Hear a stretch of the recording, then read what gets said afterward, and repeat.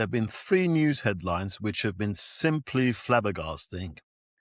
As the dictionary definition of the word flabbergasting says, they cause overwhelming astonishment or shock. Let me go through them one by one. The First Lady of Sierra Leone has a council flat in London. Fatima Bio, the multimillionaire wife of a foreign head of state, has a council flat in Southwark in London. She doesn't live there herself. She lives in the presidential palace in her country, but her children use the flat. She has an extensive property portfolio in Africa. And what's more, this didn't come about as part of some investigation. She said it herself in an interview with the BBC, as if there was nothing wrong with that. I mean, this is a clear case that proves Britain's welfare system is abused and is broken. There are more than 18,000 people on the waiting list for housing in that borough. And yet, someone with an extensive property portfolio in Africa who's living in a presidential palace in Sierra Leone has the keys and the right to a council house in Southwark. Next news is the news of Henry Nowak, an 18-year-old British-Polish student from Essex who was stabbed in December last year.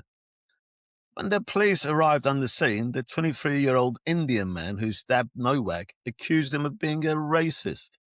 So the police ignored Nowak's injuries, handcuffed him, delaying medical aid and urgent care for him, and denied him his last rites as he was a Catholic. How sick is that? Why is the police who arrested him and denied him medical care not on trial? And the last item of shocking news on my list for today is this retrial of the two brothers accused of assaulting police officers at Manchester Airport. You may have seen my previous videos about them. Can you believe it? The jurors were unable to reach a verdict. I mean, how? How much more evidence was needed? How could they not reach a verdict? Statement on behalf of Fire Ramaz, age 21, Mohammed Ahmad, age 26, following today's verdict. This jury, after 19 hours and 48 minutes and a 5-week trial, failed to reach a verdict regarding either defendant and has been discharged. The court will reconvene on the 29th of May for the Crown to advise this court on whether there will be any further proceedings. It will be inappropriate to comment until the further date on Friday the 29th of May. Thank you. The country is broken and it needs to be fixed.